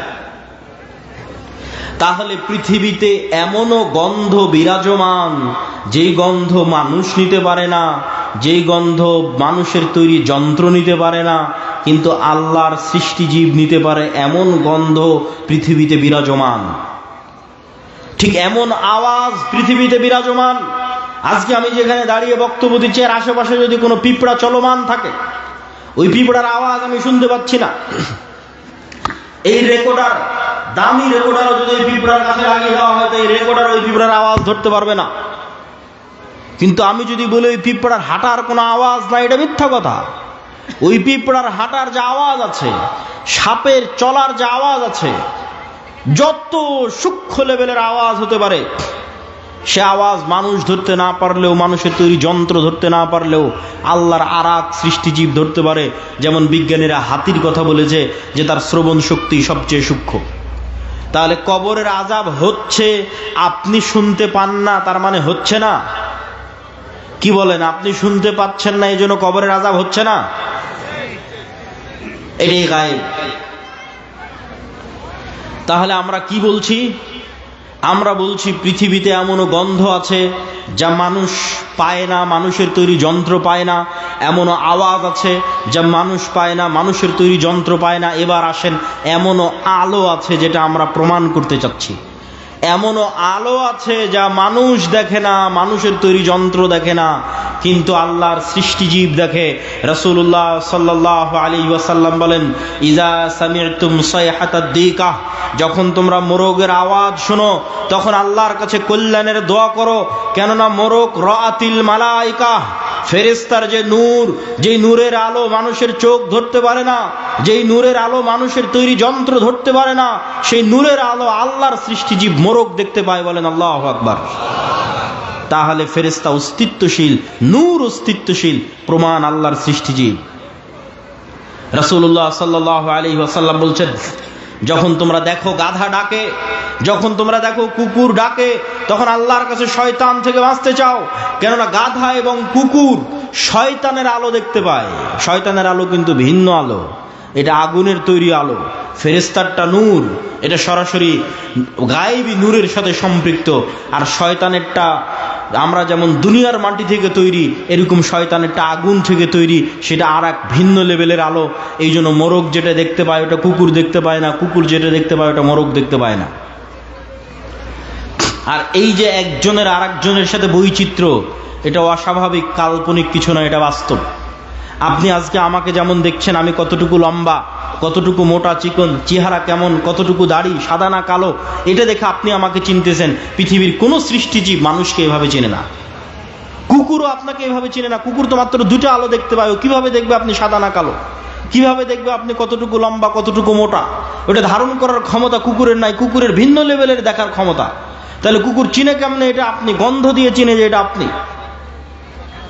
তো এরকম আপনি যদি একটা বন্ধকার ঘরের মধ্যে, একটা ঘেরা ঘরের মধ্যে যদি একটা পাখি ছেড়ে দেন, তাহলে পাখি খুঁজে পাবে না কোথায় জানালা।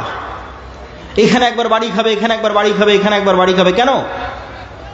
পাখি যতটুকু দেখে, আপনি যেভাবে দেখেন পাখি ওভাবে দেখতে পায় না। প্রত্যেকের দেখার সীমাবদ্ধতা, শোনার সীমাবদ্ধতা, জ্ঞানের সীমাবদ্ধতা আল্লাহ সুবহানাহু ওয়া তাআলা তৈরি করে দিয়েছেন। এখন পাখি যদি বলে যে না এই ঘরে কোনো জানালা নাই, তাহলে এটা যেমন মিথ্যা। মানুষ যদি বলে এই পৃথিবীতে ফেরেশতার অস্তিত্ব নাই, এটা তেমনই মিথ্যা। এটা দেখার কম বেশির উপর নির্ভর করে। মানুষকে আল্লাহ 3D, ত্রিমাত্রিক জগতে আটকে রেখে দিয়েছে। এর বেশি ঊর্ধ্বে ওঠার ক্ষমতা মানুষের নাই। মানুষ সময়ের সাথে আবদ্ধ, মানুষ আলোর সাথে আবদ্ধ। সময়ই আলো, আলোই সময়। আর এই পৃথিবী আর মানুষের এই যে 3D জগৎ, এই কয়টার মধ্যেই সীমাবদ্ধ। সম্মানিত উপস্থিতি, তাহলে আমরা প্রমাণ করছিলাম যে পৃথিবীতে এমন অদৃশ্য কিছু আছে যা মানুষের পক্ষে দেখা সম্ভব নয়, মানুষের তৈরি যন্ত্রের পক্ষে দেখা সম্ভব নয়। সেইরকম এক অদৃশ্য অস্তিত্বের নাম ফেরেশতা, যারা এখনো এখানে আছে। এবার চলেন, ফেরেশতাদের উপর সাহাবীরা কেমন লেভেলের বিশ্বাস রাখত, তাহলে আপনি বুঝতে পারবেন আপনার কোন লেভেলের বিশ্বাস দরকার। ফেরেশতাদের সাথে সাহাবীদের বিশ্বাস সম্পর্কে দ্রুত কয়েকটা হাদিস বলে আমার বক্তব্যের শেষের দিকে চলে যাওয়ার চেষ্টা করব। সম্মানিত উপস্থিতি, সাদ বিন মুআজ রাদিয়াল্লাহু তাআলা আনহু, তিনি যখন মারা গেলেন তখন রাসূলুল্লাহ সাল্লাল্লাহু আলাইহি ওয়াসাল্লাম বলছেন, ইহতাজ্জালাহু আরশুর রহমান, রহমানের আরশ সাদ বিন মুআজের মৃত্যুতে কেঁপে উঠেছে। ওয়া ফুতিহাত লাহু আবওয়াবুস সামা, আসমানের দরজাগুলো সাদ বিন মুআজের জন্য খুলে দেওয়া হয়েছে। ওয়া শাহিদাহু ৭০ আলফাম মিনাল মালায়েকা, আর সাদ বিন মুআজের জানাজায় ৭০,০০০-এর বেশি ফেরেশতা তোমাদের সাথে সাদ বিন মুআজের জানাজায় অংশগ্রহণ করেছে। আল্লাহু আকবার। একজন দুইজন ফেরেশতা নয়, 100 200 নয়, 1000 2000 নয়, 70,000 ফেরেশতা সাহাবীদের সাথে সাদ বিন মুআযের জানাজায় অংশগ্রহণ করেছে। রাসূলুল্লাহ সাল্লাল্লাহু আলাইহি সাল্লাম বলছেন, আসমানের দরজা খোলার কথা শুনলে, আসমানে উঠে যাওয়ার কথা শুনলে আমাদের কাছে মনে হয় না জানি এটা কত কঠিন, কত অসম্ভব। অথচ সকল ধর্মীয় গ্রন্থ একমত।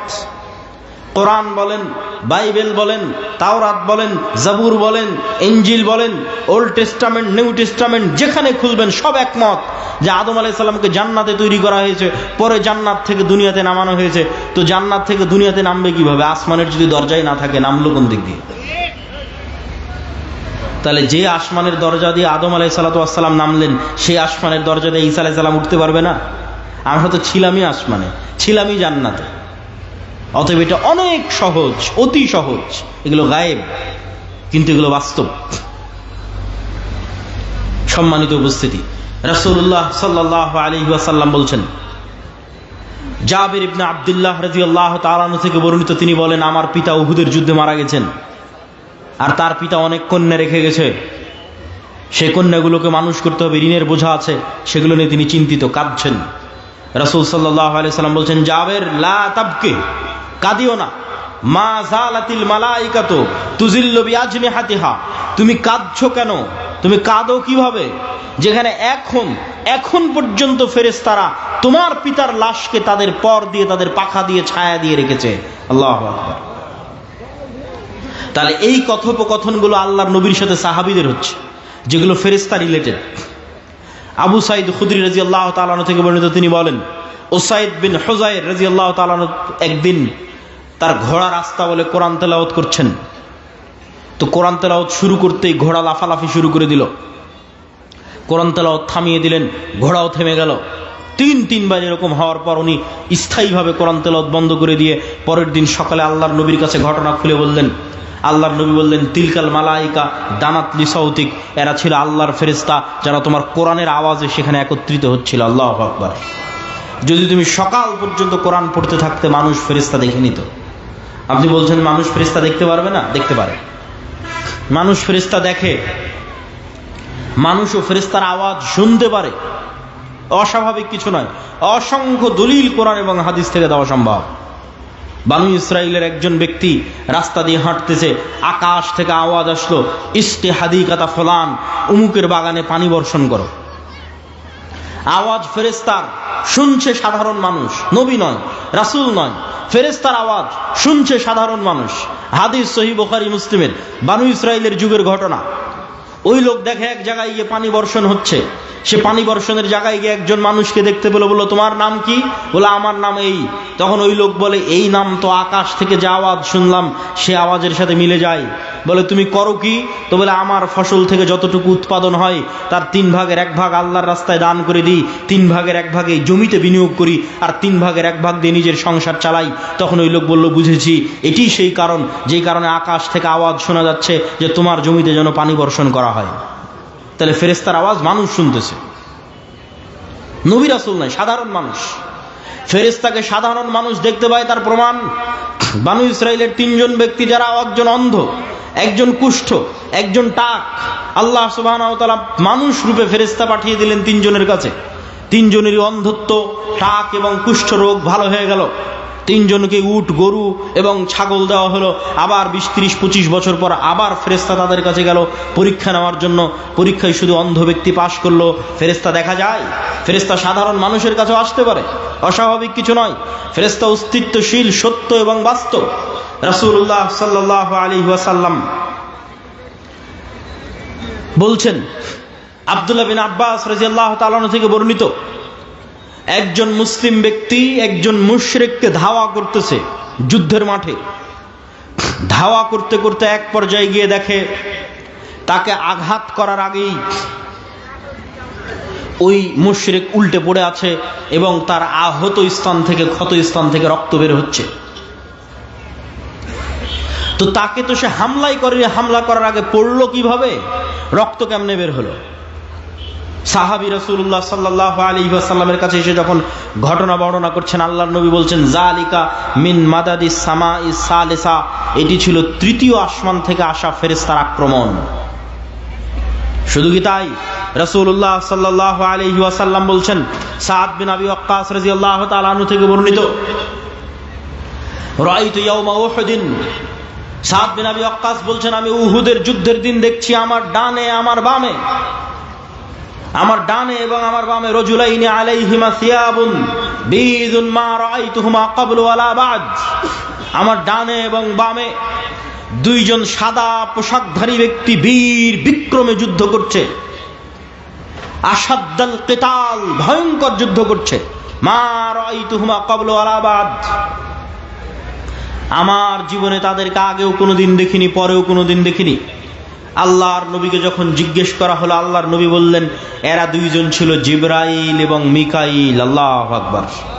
জিবরাইল এবং মিকাইল যুদ্ধের মাঠে অবতীর্ণ হয়েছে, সাহাবীদের সাথে যুদ্ধ করতেছে, সাহাবীরা দেখতে পাচ্ছে। হাদিস সহিহ, অসংখ্য হাদিস এবং অসংখ্য কোরআনের আয়াত। সম্মানিত উপস্থিতি, আয়েশা রাদিয়াল্লাহু তাআলা আনহা বলছেন, আল্লাহর নবী খন্দকের যুদ্ধ থেকে ফিরে আসলেন, ফিরে এসে ওয়াজাআস সিলাহ ওয়াগতাসালা, অস্ত্র রেখে দিলেন, গোসল করলেন। জিবরাইল উপস্থিত। জিবরাইল বলছে, আপনি অস্ত্র রেখেছেন, আমরা অস্ত্র রাখিনি। মানে ফেরেশতাদের বাহিনী এখনো অস্ত্র রাখেনি। কেন রাখেনি? তিনটা ইহুদি গোত্র, বানু কুরাইজা, বানু কায়নুকা, বানু নাজির গাদ্দারি করেছে মুহাম্মদ সাল্লাল্লাহু আলাইহি ওয়াসাল্লামের সাথে, এদের শাস্তি দিতে হবে। আল্লাহর নবী সাহাবীদের বললেন, ফেরেশতা বাহিনী এখন অস্ত্র রাখেনি, চলো, যুদ্ধ এখনো শেষ হয়নি। আনাস রাদিয়াল্লাহু তাআলা আনহু বলছেন, কান্নি আনজুরু ইলাল গুবারি সাতিআন ফি যুকাকি বানি গানাম, আল্লাহর নবী যখন আমাদের নিয়ে পুনরায় রওনা দিলেন, আমরা যখন কোনো গাড়ি বহরে যাই, তখন সামনে যদি 50-100টা মোটরসাইকেলের শোডাউন থাকে, তাহলে ধুলায় যেমন রাস্তা অন্ধকার হয়ে যায়। আনাস রাদিয়াল্লাহু তাআলা আনহু বলছেন, সাহাবীদের বাহিনীর আগে জিবরাইলের বাহিনীর ঘোড়ার পদাঘাতে ধুলায় অন্ধকার হয়ে গেছে রাস্তা। আল্লাহু আকবার। তাহলে সাহাবীরা স্বচক্ষে ফেরেশতাদের দেখতেছেন, ফেরেশতাদের সাথে যুদ্ধ করতেছেন। সম্মানিত উপস্থিতি, তাহলে সাহাবীদের ফেরেশতাদের উপর ঈমান কোন লেভেলের ছিল, আমার এবং আপনার ঈমান ফেরেশতাদের উপর কোন লেভেলের? মুখে বলে দিলাম আমানতু বিল্লাহি ওয়া মালাইকাতিহি, আল্লাহর উপর ঈমান আনি, ফেরেশতার উপর ঈমান আনি, ঈমানই নাই। সাহাবীদের ঈমানের সাথে মেপে দেখেন। বক্তব্যের শেষে চলে এসেছি। বক্তব্যের শেষে এতটুকু বলতে চাই, শয়তান মানুষের শত্রু, ফেরেশতা মানুষের বন্ধু। আপনি যাকে যতটুকু অ্যাক্সেস দিবেন, আপনার ওয়াইফাইয়ের অ্যাক্সেস যেভাবে দেন, কিউআর কোড স্ক্যান যেভাবে শেয়ার করেন, যাকে যতটুকু অ্যাক্সেস দিবেন, সে আপনার আশেপাশে সেভাবেই থাকবে। রাসূল সাল্লাল্লাহু আলাইহি ওয়াসাল্লামকে জিবরাইল বলতেছে মেসওয়াক করতে করতে মাড়ি ছিলে গেছে, গোস্ত উঠে যাচ্ছে। আল্লাহর নবীর মতো পবিত্র মুখে যদি জিবরাইলের কষ্ট হয়, আর আপনারা যারা এখানে উপস্থিত আছেন, আপনাদের এই গোদাগাড়ি মাটি কাটার মানুষ যারা প্রতিদিন বিড়ি আর সিগারেট টানতেছে, ওর মুখের মধ্যে শয়তান আছে না ফেরেশতা আছে? আল্লাহর নবীর পবিত্র মুখে যদি জিবরাইলের এত কষ্ট হয়, তাহলে বিড়ি আর সিগারেটের গন্ধে ফেরেশতা আসবে? বিড়ি সিগারেটের গন্ধে ফেরেশতা আসবে? অসম্ভব। তাহলে সিদ্ধান্ত আপনার, আপনি কাকে জায়গা দিচ্ছেন। বাড়িতে ঢোকার সময় যদি সালাম দিয়ে প্রবেশ করেন, বিসমিল্লাহ বলে খাবার খান, টয়লেটে প্রবেশ করেন দোয়া করে, বাড়ি থেকে বের হন দোয়া পড়ে, ওযু করেন, 5 ওয়াক্ত সালাত আদায় করেন, তাহলে ওখানে ফেরেশতার রাজত্ব, নূরের রাজত্ব, হৃদয়ে প্রশান্তি, বাড়িতে শান্তি। আর যদি সব সময় পেশাব করে পানি নেওয়ার নাম নাই, অপবিত্র, সারাদিন বিড়ি সিগারেটের দুর্গন্ধ, সালামের নাম নাই, কোরআনের নাম নাই, ওযুর নাম নাই, ফরজ গোসলের নাম নাই, তাহলে শয়তানের গোলাম। তার হৃদয়ে, তার কালবে নূর মারা গেছে, তার বাড়িতে শয়তানের রাজত্ব, বরকতবিহীন বাড়ি। সম্মানিত উপস্থিতি, এভাবেই পৃথিবী চলতেছে, এটিই পৃথিবীর রিয়ালিটি। আপনি নিজেও পরীক্ষা করতে পারেন। আপনি একদিন নিয়ত করেন যে আগামীকাল ফজরে উঠব, নিয়ত করবেন, যেভাবে বিমান থাকলে, ঢাকার বিমান থাকলে নিয়ত করেন, এসএসসি এইচএসসি পরীক্ষা থাকলে নিয়ত করেন, ওই লেভেলের নিয়ত করেন। নিয়ত করার পর আপনাকে মোবাইলের অ্যালার্মও দেওয়া লাগবে না, মানুষকে বলাও লাগবে না যে আমাকে ফজরে উঠিয়ে দিও। কেননা রাসূল সাল্লাল্লাহু আলাইহি ওয়াসাল্লাম বলছেন, কেউ যদি আয়াতুল কুরসি পড়ে পবিত্র অবস্থায় ঘুমানোর সুন্নাত অনুযায়ী ঘুমাই, তাহলে ফজর পর্যন্ত আল্লাহর পক্ষ থেকে একজন ফেরেশতা তার মাথার কাছে দায়িত্ব পালন করে। আল্লাহু আকবার। তাহলে ফজরে উঠাতে আপনাকে অ্যালার্মও লাগবে না, ফজরে উঠাতে মানুষও লাগবে না, কেন আপনার মাথার কাছে ফেরেশতা দায়িত্বরত আছে। আমি বলিনি, রাসূল সাল্লাল্লাহু আলাইহি সাল্লাম বলছেন, বাস্তবে আপনি পরীক্ষা করে দেখতে পারেন। সম্মানিত উপস্থিতি, বক্তব্যের শেষে চলে এসেছি। আজকের বক্তব্যের সারমর্ম কি? আমাদের একটা প্রজন্ম দরকার, যে প্রজন্ম ঈমান বিল গায়বের উপর ইয়াকিন রাখবে, তাহলে ওদের কোনোদিন কম্প্রোমাইজ করা লাগবে না। সাহাবীরা যখন যুদ্ধের মাঠে গেছে, স্বচক্ষে ফেরেশতার সাহায্য দেখে কেউ যদি যুদ্ধ করতে যায় তাহলে দুনিয়াবী শক্তির উপর জীবনে ভরসা করবে না, ও তো স্বচক্ষে ফেরেশতার সহযোগিতা দেখেছে, আল্লাহর পক্ষ থেকে পাঠানো ফেরেশতা। সম্মানিত উপস্থিতি, তাহলে ঈমান বিল গায়বে ইয়াকিন লাগবে, আর নেতৃত্বের তৈরি হওয়া লাগবে। একটা প্রজন্ম লাগবে, যে প্রজন্ম ন্যায় পরায়ণতা, সত্যবাদিতা, আমানতদারিতার উপর বড় হবে, যেই প্রজন্মের ঈমান বিল গায়বে ইয়াকিন থাকবে, যেই প্রজন্ম আল্লাহর নবী এবং আল্লাহর দ্বীনে চুল পরিমাণ কম্প্রোমাইজ করবে না। পাশের দাদাবাবুরা তাদের ওই গোমূত্র পানকে, তাদের ওই গোবরপূর্ণ দিন এবং ধর্মকে, ভ্রান্ত দিনকে, যেই দেশ তৈরি হয়েছিল সেকুলারিজমের উপর, ধর্মনিরপেক্ষ মতবাদের উপর, সেই রাষ্ট্রে তারা কট্টর হিন্দুত্ববাদ প্রতিষ্ঠা করেছে। আর যেই বাংলাদেশ 47-এ ইসলামের উপর প্রতিষ্ঠিত হয়েছে, সেই বাংলাদেশের সব রাজনৈতিক দল, সেই বাংলাদেশের সব মুসলমানেরা বলে, না আমরা অনেক বড় সেকুলার, আমরা অনেক বড় ধর্মনিরপেক্ষ মতবাদে বিশ্বাসী, আমরা কেউ মৌলবাদী নই। এই ভয়টা কোথায় থেকে তৈরি হয়? নিজের দিনের উপর এই কঠোরতা আসে না কেন? ইবনে খালদুন বলেছেন, রাষ্ট্র আসাবিয়া ছাড়া তৈরি হওয়া সম্ভব নয়। দিনের উপর যে যত কট্টর, যেই দিন বাংলাদেশের মুসলমানেরা তাদের দিনের উপর কট্টর হয়ে যাবে, ওই দিন বাংলাদেশ স্বাধীন হয়ে যাবে। এটা হলো স্বাধীনতার একমাত্র মূলনীতি, আসাবিয়া, নিজের দিনের উপর কঠোর হওয়া, শেষ, স্বাধীন। আর যতদিন কম্প্রোমাইজ করে বলবে যে না আমি সেকুলার, আমি ধর্মনিরপেক্ষ, আমি অমুক, ছাড় দিবে, এদের ঈমান এখনো ঠিক হয়নি, ঈমান বিল গায়বে এখনো বিশ্বাস হয়, ঈমান বিল গায়বে বিশ্বাস তৈরি হয়নি। তাহলে ঈমান বিল গায়বে বিশ্বাসওয়ালা, ইয়াকিনের লেভেলে বিশ্বাসওয়ালা, সৎ এবং ন্যায়পরায়ণ একদল প্রজন্ম লাগবে, যারা আমল সালেহের মাধ্যমে আসমান থেকে গায়বী মদদ কেটে নিয়ে আসতে পারবে। সালাত সেই আমল সালেহ যা আসমান থেকে গায়বী মদদ কেটে নিয়ে আসে। রাতের সালাত সেই আমল সালেহ যা আসমান থেকে গায়বী মদদ কেটে নিয়ে আসে। জিকির সেই আমল সালেহ যা আসমান থেকে গায়বী মদদ কেটে নিয়ে আসে। এই জন্য যুদ্ধের মাঠেও সালাত আদায় করতে হয়। কেননা দুনিয়াবী শক্তি দিয়ে মুসলমানদের বিজয় সম্ভব নয়। দুনিয়াবী শক্তি দিয়ে মুসা আলাইহিস সালামের বিজয় হয়নি। দুনিয়াবী শক্তি দিয়ে অতীতেও কোনোদিন মুসলমানদের বিজয় হয়নি। মুসলমানদের লাগবে ঈমান বিল গায়বে ইয়াকিন, লাগবে সত্যবাদী আমানতদার একদল প্রজন্ম, যারা আমল সালেহ দিয়ে আসমান থেকে গায়বী মদদকে টেনে নিয়ে আসতে পারবে। তাদের হাতে ইসলামের বিজয় সূচিত হবে। আল্লাহ সুবহানাহু ওয়া তাআলা কবুল করুক। বক্তব্যের শেষে চলে এসেছি। এই যে আপনাদের সাথে সাক্ষাৎ, এই যে আপনাদের সাথে মোলাকাত, এটা যদি অস্থায়ী একদিনের সাক্ষাৎ হয় তাহলে হবে না, এটাকে স্থায়ী রূপ দিতে হবে। আর এই স্থায়ী রূপ দেওয়ার এক নম্বর বড় মাধ্যম মাসিক আল ইতিসাম। কোথায় বছরে বাংলাদেশের 600-র অধিক উপজেলায় আমরা কয়দিন যাব, কতবার, কিভাবে যাব? পুরো বছরে যদি 100টা প্রোগ্রামও করি তবুও এক বছরে 600টা উপজেলায় যাওয়া যাবে না। তাহলে আপনার এখানে একবার না দুইবার না তিনবার মিস হতেই পারে। যেমন গতবার আমাদের আসা হয়নি, আবারও হয়তো সামনে 1-2-3 বছর না আসা হতে পারে।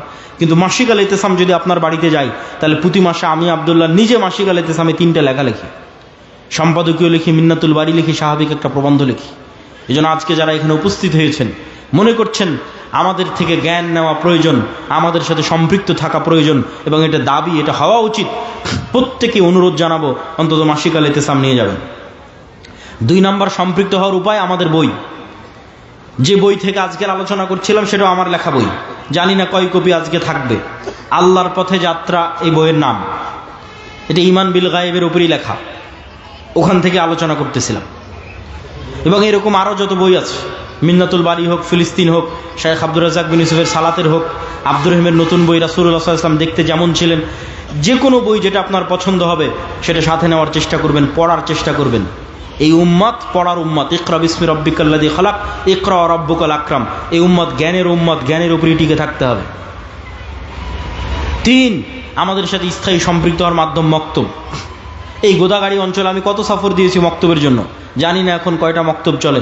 যারা প্রোগ্রামের আয়োজক তারাও মক্তব নিয়ে চিন্তা ভাবনা দায়িত্ব পালন করে কিনা সেটাও জানি না, কিন্তু আমার কাছে ওটাই গুরুত্বপূর্ণ, ওটাই দামি। আমি একদিনের এক ঘন্টার বক্তব্যে না আপনাকে সূরা ফাতিহা শিখাতে পারলাম, না দোয়া শিখাতে পারলাম, কিছুই পারিনি। কিন্তু আপনার গ্রামে যদি মক্তব চলে তাহলে প্রতিদিন ওখানে দোয়া কোরআন এগুলো শিখবে, আর সেগুলোর সাদাকায়ে জারিয়া আমরা রাজশাহীতে বসে ঘরে বসে পাবো। এটাই তো জীবনের সবচেয়ে বড় সফলতা। এই সাদাকায়ে জারিয়ার নেশাই তো আমরা পাগল। সেটা তৈরি করার জন্য আপনাদের পিছিয়ে এত পরিশ্রম, কিন্তু বুঝাতে পারি না। অতএব মক্তব যদি থাকে আরো স্ট্রং করা, না থাকলে আরো বিভিন্ন জায়গায় তৈরি করা। ট্রেনিং এর জন্য জামিয়া সালাফিয়া দাওয়া ইলাল্লাহর কাছে পাঠানো, 600 মক্তবের ইমাম ট্রেনিং নিয়েছে। আজকে এখনো 30-এর অধিক মক্তবের ইমাম ট্রেনিং এর জন্য জামিয়া সালাফিয়া ডাঙ্গিপাড়া বাবা রাজশাহীতে আছে। এই সমস্ত ট্রেনিং এর জন্য যে সমস্ত ইমামেরা আসে তাদের যাতায়াত খরচ আমরা দিই, থাকা খাওয়া খরচ আমরা দিই। সম্মানিত উপস্থিতি, 3 নম্বর উপায় হচ্ছে প্রতিষ্ঠানকে জামিয়া সালাফিয়ার সাথে অধিভুক্ত করা। যে কোনো প্রতিষ্ঠান, জামিয়া সালাফিয়া বাংলাদেশের শ্রেষ্ঠতম, বৃহত্তম, অন্যতম, দেশি বিদেশি ছাত্র শিক্ষক, উন্নত সিলেবাস, পড়াশোনা সব দিক থেকে বাংলাদেশের টপ 5 টপ 10 শিক্ষা প্রতিষ্ঠানগুলোর একটি। এই জামিয়া সালাফিয়ার সাথে সম্পৃক্ত হলে ছোট ছোট গ্রামের প্রতিষ্ঠানগুলোরও মান উন্নত হবে। শিক্ষা এবং জ্ঞানের মাধ্যমেই আমাদের বিপ্লব নিয়ে আসতে হবে। অতএব শিক্ষা এবং জ্ঞানকে গুরুত্ব দিতে হবে। 4 নম্বর, সুদের বিরুদ্ধে যুদ্ধ। সুদ মিথ্যুক বানায়, এই জন্য কর্জে হাসানা। যদিও আমরা পরীক্ষামূলক শুরু করেছি, 30-এর কাছাকাছি মানুষকে আমরা কর্জে হাসানা দিয়েছি। ইসলামে বিলাসী পণ্যের জন্য সুদযুক্ত ঋণ তো বহুদূরের কথা, কর্জে হাসানা নেওয়ারও কোনো দলিল খুঁজে পাওয়া কঠিন। বিলাসী পণ্য, বিলাসী পণ্য মানে বাড়ি মাটির আছে ভেঙে ইটের তৈরি করব। বিলাসী পণ্য মানে বাড়িতে ফ্রিজ নাই ফ্রিজ কিনবো। বিলাসী পণ্য মানে বাড়িতে এসি নাই এসি কিনবো। এগুলো বিলাসী পণ্য। এগুলো সুদের টাকা দিয়ে কিনা তো বহু পরের কথা, কর্জে হাসানা দিয়েও কিনা যাবে কিনা এটার প্রমাণ কোরআন হাদিস থেকে দেওয়া কঠিন আছে। তাহলে কর্জে হাসানাটা কখন নেওয়া যাবে? কর্জে হাসানা নেওয়া যাবে যখন বিপদে পড়েছেন, অ্যাক্সিডেন্ট করেছেন, মেয়ের বিয়ে দিবেন, তখন কর্জে হাসানা। আর কখন নেওয়া যাবে? যখন একটা ব্যবসা শুরু করতে চাচ্ছেন, ব্যবসায়িক প্রয়োজনে আটকে গেছেন, তখন কর্জে হাসানা। বিলাসী পণ্যের জন্য সুদের ঋণ বহু পরে। কর্জে হাসানাও জায়েজ হবে কিনা, যে একটা মানুষ জিজ্ঞেস করবে যে আল্লাহ আমি কর্জে হাসানা দিয়ে এসি কিনবো, এটা জায়েজ হবে কিনা এটা আমি জানি না। আমি ইসলামিক ফাইন্যান্স নিয়ে পড়েছি, আমার জানা নাই ইসলামের মূলনীতি এটার সাথে যায় কিনা। আর এই বিলাসী পণ্যগুলোতে লোন দেওয়ার কারণেই ইসলামী ব্যাংক আর ইসলামী ব্যাংক থাকতে পারেনি। কেননা কনভেনশনাল ব্যাংক বিলাসী পণ্যে লোন দিচ্ছে, সারা পৃথিবী ক্রেডিট কার্ড দিচ্ছে, আসো খরচ করো। বিকাশ বলতেছে 50,000 টাকা তুমি বিনা ডকুমেন্ট জমা দিয়ে খরচ করতে পারবা। মানে যে কোনো মূল্যে আপনাকে লোনের ফাঁদে ফেলে শয়তানের দাসত্বে, মিথ্যার দাসত্বে আপনাকে নিয়ে যাওয়া, এই পুরো পৃথিবী এরকম হায়নার মতো হয়ে আছে। অতএব অল্পে তুষ্ট না থাকলে, ইমান না বাঁচাতে চাইলে আপনি সুদের বেড়াজাল থেকে বাঁচতে পারবেন না। এটির জন্য আমাদের মুসলিম বাইতুল মাল কর্জে হাসানা। আর এই কর্জে হাসানা প্রজেক্টে আমরা কোনো দান নেই না। যে সমস্ত মানুষেরা বিভিন্ন ব্যাংক ব্যালেন্সে টাকা জমা রেখেছে, বিকাশ নগদে টাকা ফেলে রেখেছে, যেখান থেকে কোনো লাভ ইন্টারেস্ট নিতে চায় না, তারা আমাদের মুসলিম বাইতুল মালে টাকা জমা রাখতে পারে। সেটারই অল্প কিছু পরিমাণ আমরা কর্জে হাসানা দিয়ে আবারও যখন তাদের ফেরতের দরকার তখন আমরা আবার ফেরত দিয়ে দিই। আলহামদুলিল্লাহ, অনেক মানুষ মুসলিম বাইতুল মালে তাদের টাকা জমা রেখেছে, যখন প্রয়োজন হচ্ছে তখন উঠিয়ে নিচ্ছে। আমরা চাচ্ছি যে কর্জে হাসানার কালচারটা তৈরি হোক, কর্জে হাসানার এই বিশ্বস্ততায় আস্থায় দেওয়া এবং নেওয়ার কালচারটা তৈরি হোক। তাহলে সমাজ থেকে সুদকে দূর করা যাবে। আল্লাহ সুবহানাহু ওয়া তাআলা আমাদের উপস্থিত জনগণ যারা আজকে এখানে উপস্থিত হয়েছেন সকলকে আজকের এই বক্তব্য থেকে জ্ঞান অর্জন করার এবং শিক্ষা নেওয়ার, ফেরেশতার সাথে বন্ধুত্ব, শয়তান থেকে শয়তানের সাথে শত্রুতা, এই মূলনীতিতে যতদিন চলবেন জীবনে সফল হবেন। এই মূলনীতিতে চলার আল্লাহ সুবহানাহু ওয়া তাআলা আমাদের তৌফিক দান করুক। ওয়া আখিরু দাওয়ানা আনিল হামদুলিল্লাহি রাব্বিল আলামিন। আসসালামু আলাইকুম ওয়া রাহমাতুল্লাহি ওয়া বারাকাতুহু।